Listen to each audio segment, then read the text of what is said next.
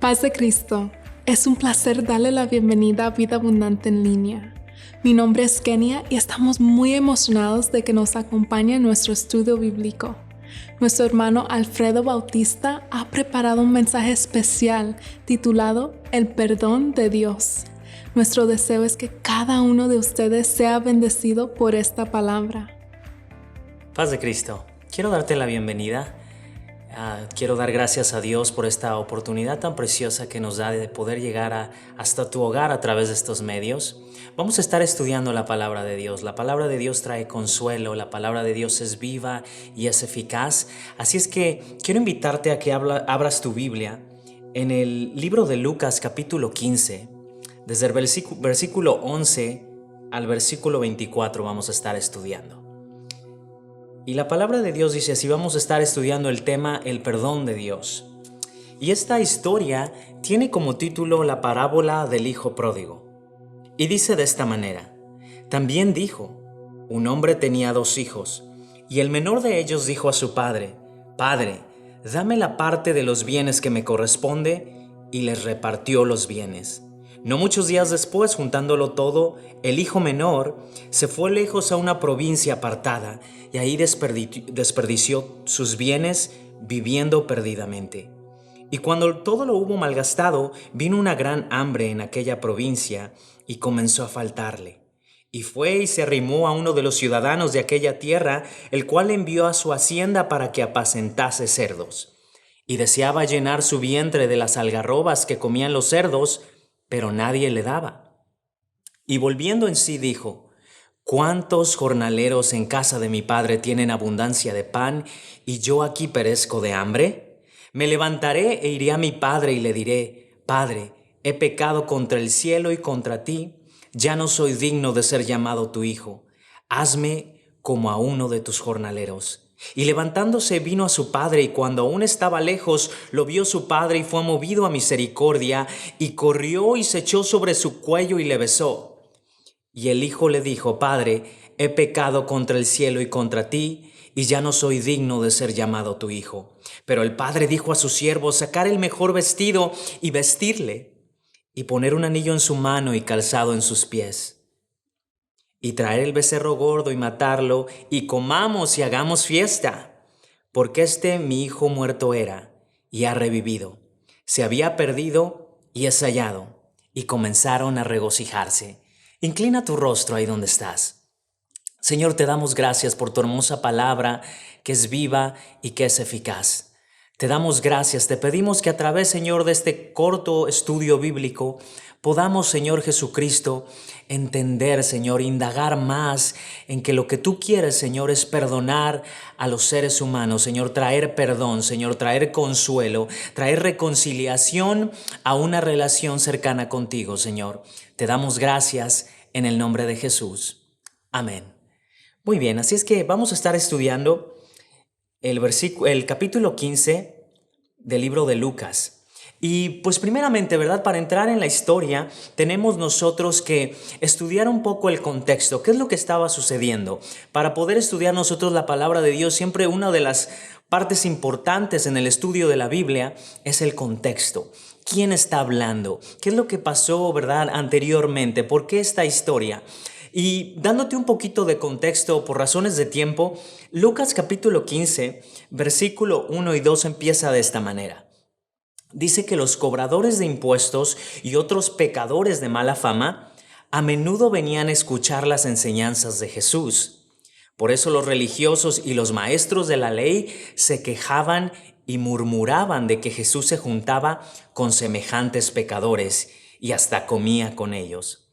Entonces, esta historia que empieza en el versículo 15 viene basado en que esto es lo que estaba aconteciendo, ¿verdad? Los fariseos, los religiosos de esos tiempos, las personas que pensaban conocer a Dios, decían: ¿cómo es posible que Jesús, diciéndose ser, ¿verdad?, el Hijo de Dios, diciéndose ser, que venir de parte de Dios, cómo puede ser posible que se esté juntando con esta clase de personas? Porque en esos tiempos, ¿verdad?, se creía que si tú comías a la mesa con cualquier persona, ¿verdad?, Tú apoyabas sus creencias, tú apoyabas su manera de vivir. Entonces ellos estaban juzgando a Jesús y en base a esta murmuración y estas quejas, Él empieza a narrar esta historia, ¿verdad? Y empieza a darnos una parábola. Te preguntarás, ¿qué es una parábola, verdad? Una parábola es simplemente una ilustración terrenal que encierra una verdad espiritual. Es simplemente una historia que Jesucristo, ¿verdad?, les dio a estas personas para lograr entender algo en el mundo espiritual. Quería que nos identificáramos, ¿verdad?, el Señor con algún personaje de esta historia. Entonces esto es lo que nuestro Señor Jesucristo hacía cuando vino a la tierra, hablar en parábolas, ¿verdad? La mayor parte de las personas en aquel tiempo se dedicaban a la agricultura, entonces muchas de las parábolas eran en referente a una semilla, a un árbol, a una viña. Eran personas que conocían de ganado, se refería mucho a las ovejas, a los lobos, y de esta manera, detrás de estas ilustraciones y de estas parábolas, Jesús quería enseñarnos algo en el mundo espiritual. Entonces, por eso es la parábola del hijo pródigo. Para lograr entender una historia, tenemos también que ver los personajes de esta historia. Como leímos, ¿verdad?, hay el Padre representa en esta historia a Dios. Tenemos al hijo menor, que representa al ser humano que decide caminar sin Dios. Más adelante, otra porción que no leímos, el hijo mayor representa al ser humano que piensa que las obras son las que nos hacen merecedores del amor de Cristo, del amor de Dios. Lo mismo los fariseos, ¿verdad? Ellos pensaban que nosotros nos ganábamos a base de obras el amor de Dios. Entonces, el hacer para merecer, estamos entrando, ¿verdad?, en un terreno muy delicado, porque podemos enfrascarnos muchas veces en un legalismo, ¿verdad? Que lo que yo hago es lo que me hace merecedor del amor de Dios. El nacimiento de mi hijo me ha ayudado a entender muchísimo más el amor de Dios, ¿verdad? Ahora que soy padre me doy cuenta que no hay nada que Él pueda hacer, ¿verdad?, como para que yo no lo ame. No hay nada ¿verdad?, que Él tenga que hacer para yo amarlo. El amor incondicional de Dios es así. Entonces tenemos a estos personajes, ¿verdad? Vamos a volver a regresar ahí en el versículo 11 y dice de esta manera, vamos a leerlo por partes. También dijo, un hombre tenía 2 hijos. Y el menor de ellos, versículo 12, dijo a su padre, Padre, dame la parte de la herencia que me corresponde. Y dice la Biblia, y les repartió la herencia. Versículo 13, no muchos días después, juntándolo todo, el hijo menor se fue lejos a una ciudad apartada. Allí desperdició su herencia viviendo perdidamente. Y cuando todo lo hubo malgastado, vino una gran hambre en aquella provincia y comenzó a faltarle. Y fue y se arrimó a uno de los ciudadanos de aquella ciudad, el cual envió a su casa para que cuidara cerdos. Entonces vamos analizando las características de estos personajes. Primeramente, la primera característica que nos habla acerca del padre es que les repartió la herencia cuando el hijo menor se la pidió. Entonces la primera característica del padre es que es generoso, pero que también nos da libertad para elegir nuestro camino. Y así es Dios. Dios nos ha dado el libre albedrío para que nosotros seamos dueños de nuestras decisiones, ¿verdad? Ahora analicemos un poco las características del hijo menor. La primera frase, ¿verdad?, que escuchamos de este hijo menor dice, dame la parte de la herencia. Y para estar pidiendo, ¿verdad?, la parte de la herencia es, pues normalmente, ¿verdad?, para que alguien reciba la herencia, primero el padre o la madre tiene que estar muerto. Entonces ya el simple hecho de estar pidiendo la herencia ya era irrespetuoso de su parte. Nos habla de una persona egoísta, de una persona en rebeldía, de una persona, ¿verdad?, que dice, dame lo que me corresponde. Y en muchas ocasiones, ¿verdad?, los seres humanos somos así. En muchas ocasiones queremos vivir nuestra vida Queremos vivir nuestra vida a nuestra manera. Queremos nuestra independencia. Queremos que no le queremos rendir cuentas a nadie y en ocasiones eso nos hace alejarnos de Dios. La misma manera en la que vivimos nos hace alejarnos de Dios porque nos sentimos de alguna manera culpables, de alguna manera juzgados tal vez. Y dice, ¿verdad? Continúa diciendo, después de pedir la herencia, se fue a una ciudad apartada, donde nadie le dijera qué hacer y pudiera vivir a su modo. Y esta es la naturaleza del pecado. Nos apartamos de Dios para tal vez en ocasiones calmar la conciencia y vivimos apartados de Él para no recibir su corrección y no vivir bajo sus reglas. Vamos a seguir, ¿verdad?, viendo qué características tenía este hijo menor que está representando a la humanidad, al ser humano. Dice que después desperdició su herencia. Y esto representa, ¿verdad?, cómo llevar una vida alejada de Dios. Desperdiciamos nuestro tiempo, desperdiciamos nuestro dinero, ¿verdad?, con vicios, alcohol, drogas, tabaco. Con diversos vicios desperdiciamos nuestro tiempo. La vida se nos va y vivimos desperdiciando los recursos que Dios nos da, desperdiciando tal vez el tiempo que podemos en ocasiones pasar con nuestra familia y finalmente desperdiciamos la vida entera alejados de Dios. Y dice que desperdició su herencia viviendo perdidamente. Y la palabra perdidamente quiere decir, en el diccionario dice sin frenos, sin freno, sin ningún tipo de freno que te detenga, sin dirección, sin propósito. Y esa es la historia, ¿verdad? Y es la representación de las personas que viven alejadas de Dios. Una persona que no tiene propósito, que no sabe por qué se levanta, ¿verdad? Este joven, este hijo menor, pensó que estaba haciendo algo bueno, ¿verdad? Estaba buscando su placer, su diversión, su independencia.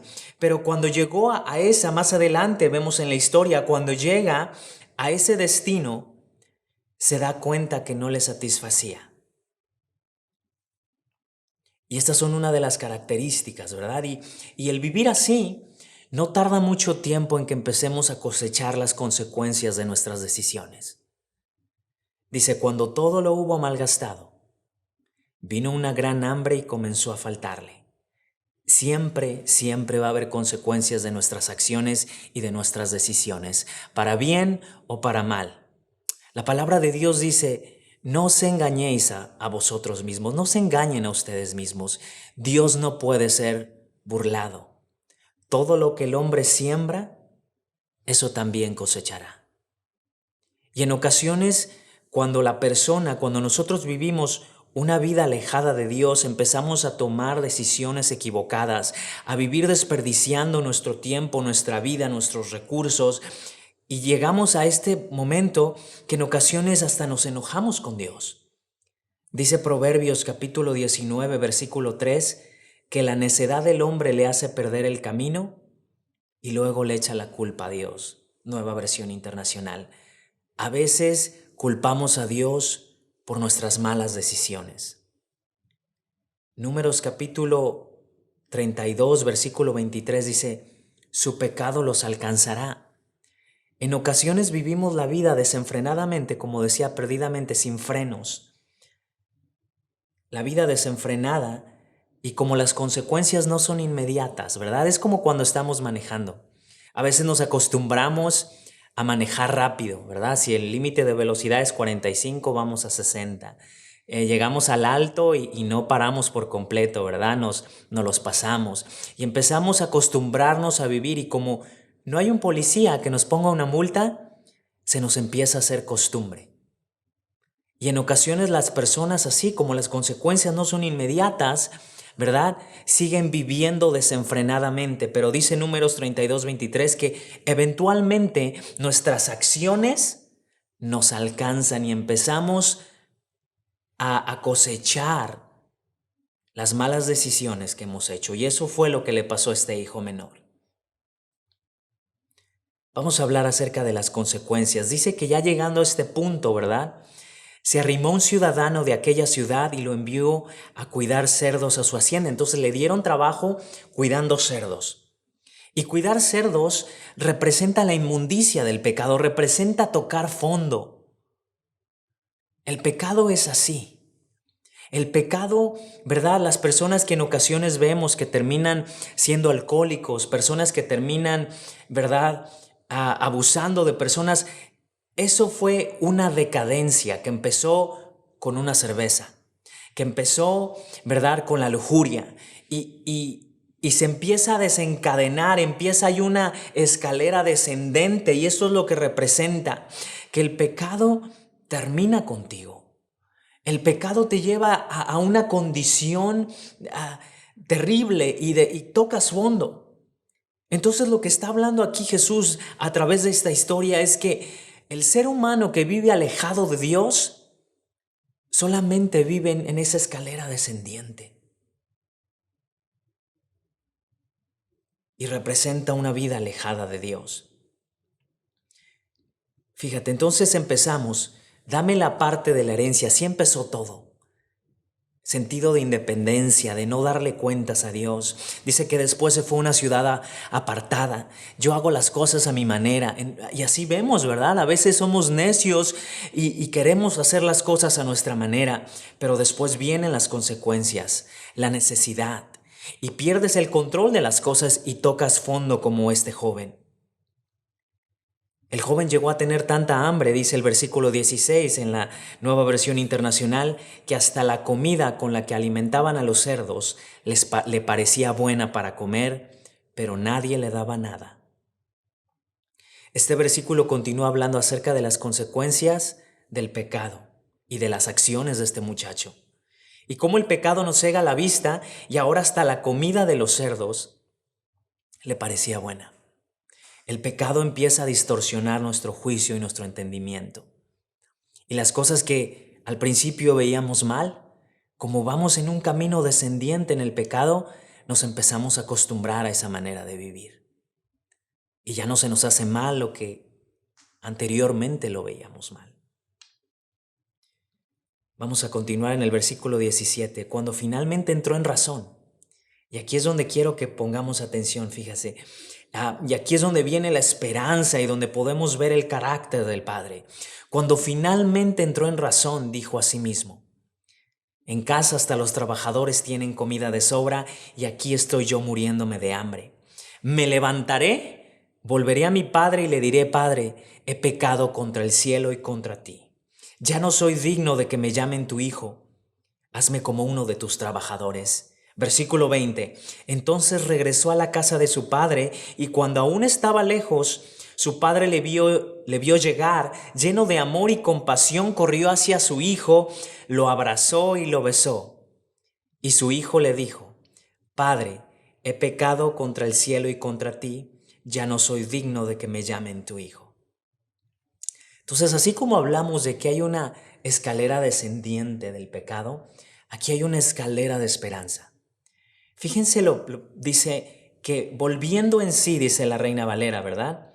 Y aquí la Nueva Versión Internacional dice: finalmente entró en razón. Como decimos en México, se le prendió el foco y le dijo a sí mismo: yo estaba muy bien cuando estaba en casa de mi padre. Ahí hasta sus trabajadores tienen comida de sobra y yo aquí en esta condición por rebelde. Y dijo: pero me voy a levantar, ¿verdad? Y empieza: me voy a levantar y voy a volver a mi padre. Y fíjese cómo practica lo que le va a decir al padre. Ese arrepentimiento, esa sensación que había en su corazón, dice: voy a decirle: Padre, he pecado contra el cielo y contra ti. Estaba practicando lo que le iba a decir al padre: ya no soy digno de ser llamado tu hijo. Y esta es la escalera ascendente. Me levantaré. Toma acción. Y para acercarnos a Dios, persona que me escuchas, si tú estás en esa condición, si tú has tocado fondo en tu vida, requiere acción. requiere que te levantes. Requiere, ¿verdad?, humildad. Dice, ya no soy digno de ser llamado tu hijo. Ya no era el mismo muchacho que decía, dame, dame, dame. No, ya no soy digno de que me llamen ni siquiera tu hijo. Hazme como uno de tus trabajadores. La actitud del muchacho había cambiado porque había arrepentimiento. Y esa es la escalera ascendente hacia Dios. Cuando hay acción, cuando hay arrepentimiento, cuando hay humildad, y dice, volviendo en sí, reconoció su condición, la condición en la que estaba. Había arrepentimiento, hizo una evaluación de su condición y dijo, yo estoy mal, necesito volver a casa de mi padre, necesito volver a Dios. Y fíjese, dice, cuando él empezó, ¿verdad? Y dijo, le voy a decir lo que practiqué. Y dice la Biblia, me levantaré, volveré a mi padre. Dice, ya no soy digno. Entonces, versículo 20, regresó a casa de su padre. Y cuando aún estaba lejos, su padre le vio llegar, lleno de amor y compasión. Ni siquiera el padre le dejó hablar primero. Dios siempre va a ser el que va a dar el primer paso hacia el perdón. Dijimos que íbamos a hablar acerca del perdón de Dios. Dios es el que da el primer paso para perdonarte. Ni siquiera le dejó que dijera nada. Lo vio desde lejos y lleno de amor y compasión corrió hacia su hijo, lo abrazó y lo besó. Y así es el amor de Dios. Y esta es la historia que Jesús les quería decir a los fariseos. Es por esto que estoy con esta gente, que ustedes piensan que son de lo peor. Porque Dios dice la palabra que Él no vino a los sanos. Dice, los sanos no tienen necesidad de médicos, sino los enfermos. Y a esos vino Dios, a nosotros. A los que estábamos muertos en delitos y pecados. A los que nos habíamos alejado de la casa por ser rebeldes, por tomar nuestras decisiones y hacer nuestra vida a nuestra manera. Pero en mi vida llegó un punto donde me cansé de vivir alejado del Padre. Y eso espero que sea también el deseo de tu corazón. Cuando toqué fondo e hice una evaluación de mi vida y dije, estoy mal. Estoy desperdiciando mi vida. Estoy desperdiciando mis años en vicios. Y es cuando vine al Padre, así como este joven. Y cuando hay arrepentimiento en tu corazón, Dios da ese paso y te dice, hijo, yo te recibo con los brazos abiertos. Y dice que lo abrazó y lo besó, y su hijo le dijo, Padre, he pecado contra el cielo y contra ti, ya no soy digno de que me llamen tu hijo. Y el padre dijo a sus sirvientes, rápido, traigan la mejor ropa y vístanlo. Traigan un anillo para su dedo y sandalias para sus pies. Tenemos que celebrar y hacer fiesta, porque mi hijo estaba muerto y ahora ha vuelto a la vida. Estaba perdido y ahora ha sido encontrado. Y esta es la historia que Jesús les quiso enseñar a los fariseos. Que Jesús vino a los pecadores, que ese es el ministerio al cual Dios nos ha mandado, a predicarle las buenas nuevas a la gente que vive en necesidad, a la gente que en un momento ha decidido vivir una vida apartada de Dios, pero está cansada de esa vida y quiere regresar a su casa. Así es que quiero invitarte, persona que me escuchas, si tú tal vez has estado viviendo una vida alejada y desperdiciando tu tiempo, tu vida, en las cosas que no te han traído nada bueno.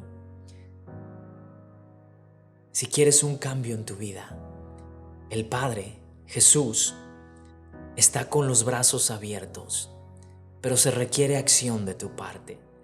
Levántate y ven al Padre y dile, Señor, he pecado contra ti. Mi vida es un desastre, es un caos. He tocado fondo. Necesito de tu ayuda. Y Dios está con los brazos abiertos para perdonarte. quiero invitarte, vamos a concluir este estudio bíblico con una oración. Cierra tus ojos ahí donde estás. Señor Jesús, tu palabra ha sido predicada de una manera breve, Señor. Y a través de esta historia nos muestras tu carácter generoso, pero sobre todo perdonador, Señor. Eres un Dios de perdón. Eres un Dios que constantemente nos estás guiando al arrepentimiento. Nos estás llamando a ponernos a cuentas contigo, mi Dios. Te damos gracias, mi Señor.